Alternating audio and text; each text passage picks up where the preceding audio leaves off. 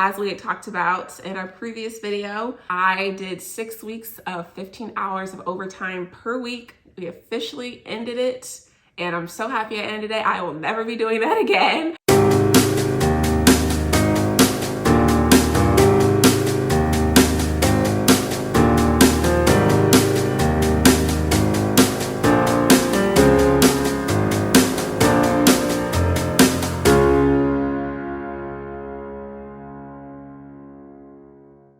So we're coming up on 3 years in this house. And as you guys know, we've brought our 30-year mortgage down 16 years during this time. It's been about technically 33 months. But we're officially halfway through 2023. This year alone, in the past 6 months, we've brought the life of our loan down 2.5 years. In the first half of 2023, we've paid $29,690. Of that, $2,050 went to interest, but we still brought our balance down a great amount of money. That's such a small amount of interest compared to all the money we threw at the mortgage, and it's really satisfying seeing that number decrease every payment that we make. It can be so addicting to see that number decrease, and that's just even more motivation for us to continue to pay this thing off. So let's touch on everything that we accomplished in the month of June. It was a 3 paycheck month for us, and we did have a video previously on how we handled 3 paycheck months. If you haven't seen that video, we'll have it linked in the description for you. But we love 3 paycheck months because we put more towards the mortgage. This month it was more than our usual $4,500. In the month of June, we sent $6,700 to our mortgage. We brought our overall balance from $126,195 to $119,870. We're under the 120,000s. We are on our way. Our goal by the end of the year is 92,000, and to achieve that goal, we have to pay 27,810 in the second half, which is less than we paid in the first half. So I definitely think we're gonna do it. So of the $6,700 we paid in June, $315 went to interest and $6,385 went to principal. I wish every month could be like that, but again, the only reason we were able to put that much towards it was because of it being a 3 paycheck month. 3 paycheck months are the reason we're gonna be able to hit the goal we have of 92,000, because it's just really an extra boost.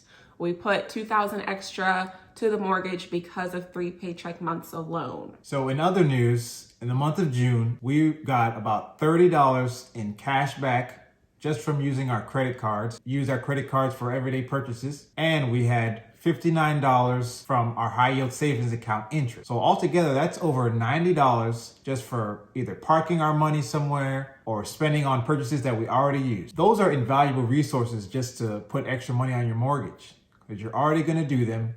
You're already going to save money, so why not keep it in a high yield savings account? And that $30 from the cashback bonus is proof enough that credit cards can be very useful if you pay them off every month and keep a low balance, because it's just free extra money for you to use as you please. So an ongoing thing we've been talking about on this channel is our couch issues. You guys know we've been talking about it for a while, but in the month of June, we brought our couch savings from $1,000 to $2,350. Again, compliments to a 3 paycheck month. We put any extra money where we can, and that was one of our focuses, you guys know. So fingers crossed, July 2023, new couch coming soon. Another thing that we've been mentioning a little bit is a possible bonus that I had coming, possibly. I did officially find out that in the month of July, I will be getting a bonus, and it's going to be more than it was last year. This year, we're looking at $3,000. So happy. That is going to help so much with the couch. That's going to help with extra money on the mortgage. Very thankful that that's even an option for me, for myself, and it's just coming at a great time where we definitely could use some extra money. And with the overtime challenge that I've been talking about, with that coming to an end, it's going to be great with getting back into the groove of my income being less. So it's going to help a lot. And speaking about the overtime challenge, as we had talked about in our previous video, I did 6 weeks of 15 hours of overtime per week. We officially ended it, and I'm so happy I ended it. I will never be doing that again. Very thankful for the money that was coming in, the extra income boost that it provided for us. Money isn't everything at the end of the day. It's something that helped us a lot with other goals that we had, putting a little extra towards the mortgage or savings and things like that. But sometimes when you're very aware of your mental health, like myself, I can tell when it's affecting me. I can tell when it's too much. And I even will go as far as to say I think it was causing a little burnout with work.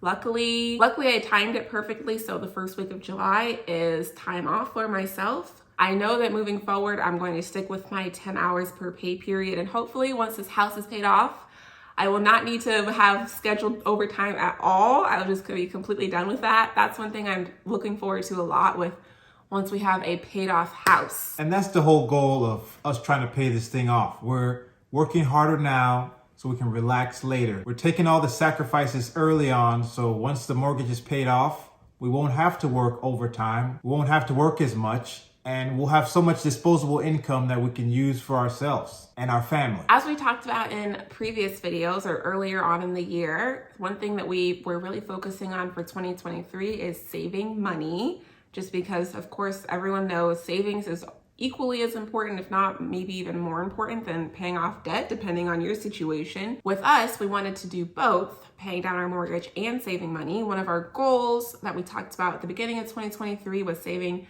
$4,000 to add to our already existing emergency fund.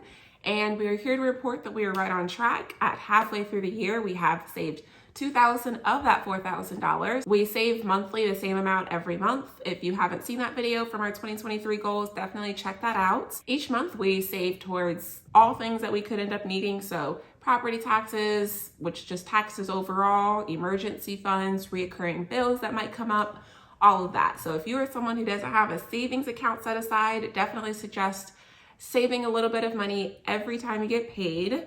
For us, it's on more of a consistent basis. If you haven't seen our videos about saving money, high yield savings account, sinking funds, all of that, we'll have the playlist linked in the description as well, so be sure to check that out. So that about wraps up our June recap. Thanks so much for following us along this journey. If you haven't already, please subscribe, like the video, share the video, and stay tuned for more videos. Bye.